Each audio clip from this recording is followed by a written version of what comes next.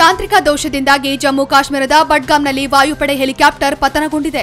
ಭಾರತೀಯ ವಾಯುಸೇನೆಗೆ ಸೇರಿದ M-17 helicopter ಪತನಗೊಂಡಿದ್ದು ವಿಮಾನದಲ್ಲಿದ್ದ ಇಬ್ಬರು ಸಾವನ್ನಪ್ಪಿದ್ದಾರೆ. ಇದೊಂದು ಸರಕು ಸಾಗಾಣಿಕೆ ಹೆಲಿಕಾಪ್ಟರ್ ಅಂತ ಭಾರತೀಯ ವಾಯುಪಡೆ ಸ್ಪಷ್ಟಪಡಿಸಿದೆ. ಭಾರತ ನಿನ್ನೆ ಕೈಗೊಂಡ ಏರ್ ಸ್ಟ್ರೈಕ್ಗೆ ಪ್ರತಿಯಾಗಿ ಇವತ್ತು ಪಾಕಿಸ್ತಾನ LOC ದಾಟಿ ಭಾರತದ ಗಡಿಯೊಳಗೆ ನುಗ್ಗಲು ಯತ್ನಿಸಿದೆ. ಪಾಕಿಸ್ತಾನದ 3 ಯುದ್ಧ ವಿಮಾನಗಳು ಅಂತಾರಾಷ್ಟ್ರೀಯ ವಾಯುಗಡಿ ನಿಯಮ ಉಲ್ಲಂಘಿಸಿ ರಜೌರಿಯ ನೌಶೇರಾ ಸೆಕ್ಟರ್ ಬಳಿ ಭಾರತದ ಗಡಿ ದಾಟಲು ಯತ್ನಿಸುವಾಗ ಭಾರತೀಯ ವಾಯುಪಡೆ ಅವುಗಳನ್ನು ಹಿಮ್ಮೆಟ್ಟಿಸಿವೆ. ವಿಮಾನಗಳು 4 ಕಡೆ ಬಾಂಬ್ ದಾಳಿ ನಡೆಸಿ ಪಲಾಯನ ಮಾಡಿವೆ. ಈ ವೇಳೆ ಪಾಕಿಸ್ತಾನದ ಒಂದು F-16 ಯುದ್ಧ ವಿಮಾನವನ್ನ ಹೊಡೆದುರುಳಿಸಲಾಗಿದೆ. ಈ ನಡುವೆ ಪಾಕಿಸ್ತಾನದ ಸೇನಾ ವಕ್ತಾರರು ಭಾರತೀಯ ವಾಯುಪಡೆಯ 2 ವಿಮಾನಗಳನ್ನು ಹೊಡೆದುರುಳಿಸಿದ್ದಾಗಿ ಹುಸಿ ಹೇಳಿಕೆ ನೀಡಿದ್ದಾರೆ. ಭಾರತದ 2 ಯುದ್ಧ ವಿಮಾನಗಳು ಪಾಕಿಸ್ತಾನ ಗಡಿ ದಾಟಿದ್ವು, ಅವುಗಳನ್ನು ಹೊಡೆದುರುಳಿಸಲಾಗಿದೆ. ಅಲ್ಲದೆ ಓರ್ವ ಇಂಡಿಯನ್ ಪೈಲಟ್ ಅನ್ನ ಬಂಧಿಸಲಾಗಿದೆ ಅಂತ ಪಾಕಿಸ್ತಾನದ ಮೇಜರ್ ಜನರಲ್ ಎ ಘಫೂರ್ ಟ್ವೀಟ್ ಮಾಡಿದ್ದಾರೆ. ಅಂತಾರಾಷ್ಟ್ರೀಯ ವಾಯುಗಡಿ ನಿಯಮ ಉಲ್ಲಂಘಿಸಿ ಪಾಕ್ ಯುದ್ಧ ವಿಮಾನಗಳು ಭಾರತದ ಒಳ ಪ್ರವೇಶಿಸಲು ಯತ್ನಿಸಿರುವುದನ್ನು ಪಾಕಿಸ್ತಾನ ಕೂಡ ಒಪ್ಪಿಕೊಂಡಿದೆ. ಈ ಬಗ್ಗೆ ಪ್ರೆಸ್ ನೋಟ್ ರಿಲೀಸ್ ಮಾಡಿರುವ ಪಾಕ್ ವಿದೇಶಾಂಗ ಸಚಿವಾಲಯ ಯಾವುದೇ ಪ್ರಾಣಹಾನಿ ಮಾಡುವ ಉದ್ದೇಶ ನಮಗಿಲ್ಲ, ನಮ್ಮ ಆತ್ಮರಕ್ಷಣೆಯ ಸಾಮರ್ಥ್ಯ ತಿಳಿಸಿದ್ದೇವೆ, ನಾವು ಯಾವುದೇ ಸನ್ನಿವೇಶವನ್ನ ಎದುರಿಸಲು ಸಿದ್ಧ ಅಂತ ಘೋಷಿಸಿದೆ.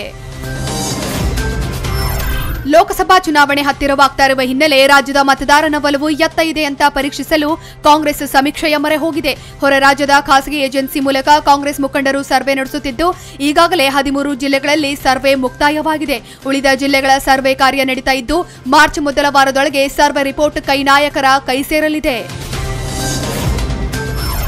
ಭಾರತೀಯ ವಾಯುಪಡೆ ಪಾಕ್ ಉಗ್ರರ ನೆಲೆಗಳನ್ನು ದಾಳಿ ಮಾಡಿರುವ ವಿಚಾರವನ್ನ ಯಾರೂ ರಾಜಕೀಯಕ್ಕೆ ಬಳಸಿಕೊಳ್ಳಬೇಡಿ ಅಂತ ಲೋಕಸಭೆ ಕಾಂಗ್ರೆಸ್ ನಾಯಕ ಮಲ್ಲಿಕಾರ್ಜುನ್ ಖರ್ಗೆ ಹೇಳಿದ್ದಾರೆ. ಇದನ್ನ ಯಾರೂ ಕ್ರೆಡಿಟ್ ತಗೊಳ್ಳೋ ಕೆಲಸ ಮಾಡಬಾರದು. ನಮ್ಮ ಸೈನಿಕರು ದಿಟ್ಟ ಉತ್ತರ ನೀಡಿದ್ದಾರೆ ಎಂಬ ಹೆಮ್ಮೆ ನಮಗಿರಬೇಕು. ಅದನ್ನ ಬಿಟ್ಟು ನಾನೇ ಮಾಡಿಸಿದೆವು ಎಂದು ಹೇಳಿಕೊಳ್ಳುವುದು ಸರಿಯಲ್ಲ ಅಂತ ಪರೋಕ್ಷವಾಗಿ ಪ್ರಧಾನಿ ಮೋದಿಗೆ ಟಾಂಗ್ ಕೊಟ್ಟಿದ್ದಾರೆ. ಪಾಕಿಸ್ತಾನದ ಉಗ್ರರ ಮೇಲೆ ಏರ್ ಸ್ಟ್ರೈಕ್ ಕುರಿತು ತೋಟಗಾರಿಕಾ ಸಚಿವ MC ಮನಗೂಳಿ ಮೃದು ಧೋರಣೆ ಹೇಳಿಕೆ ನೀಡಿದ್ದಾರೆ.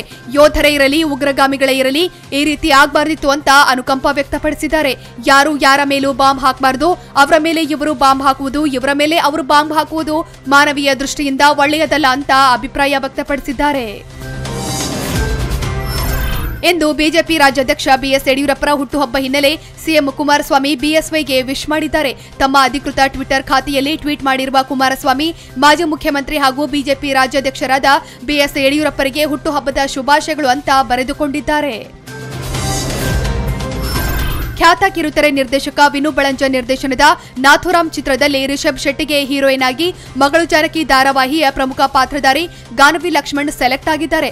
ಚಿತ್ರದ ಹೀರೋಯಿನ್ ಆಡಿಷನ್ನಲ್ಲಿ 106 ಮಂದಿಯ ನಡುವೆ ಫೈನಲಿ ಗಾನವಿಯನ್ನ ಚಿತ್ರತಂಡ ಸೆಲೆಕ್ಟ್ ಮಾಡಿದೆ. ಇನ್ನು ಗಾನವಿ TN ಸೀತಾರಾಮ್ ನಿರ್ದೇಶನದ ಮಗಳು ಜಾನಕಿ ಸೀರಿಯಲ್ ಮೂಲಕ ಜನಪ್ರಿಯತೆ ಗಳಿಸಿ ಮನೆಮಾತಾಗಿದ್ದಾರೆ. 14 ವರ್ಷಗಳ ನಂತರ ಬಣ್ಣ ಹಚ್ಚಿರೋ ರಾಘವೇಂದ್ರ ರಾಜ್ಕುಮಾರ್ ನಟನೆಯ ಅಮ್ಮನ ಮನೆ ಚಿತ್ರದ ಟ್ರೇಲರ್ ಇದೇ ಮಾರ್ಚ್ 2ರ ಸಂಜೆ 6ಕ್ಕೆ ಬಿಡುಗಡೆಗೊಳ್ಳಲಿದೆ. PRK ಆಡಿಯೋ ಯೂಟ್ಯೂಬ್ ಚಾನೆಲ್ನಲ್ಲಿ ಟ್ರೇಲರ್ ಬಿಡುಗಡೆಯಾಗಲಿದೆ. ನಿರ್ದೇಶಕ ನಿಖಿಲ್ ಮಂಜು ಚಿತ್ರ ನಿರ್ದೇಶಿಸುತ್ತಿದ್ದು ರಾಘಣ್ಣ ಸ್ಕೂಲ್ ಮಾಸ್ಟರ್ ಆಗಿ ನಟಿಸಿದ್ದಾರೆ.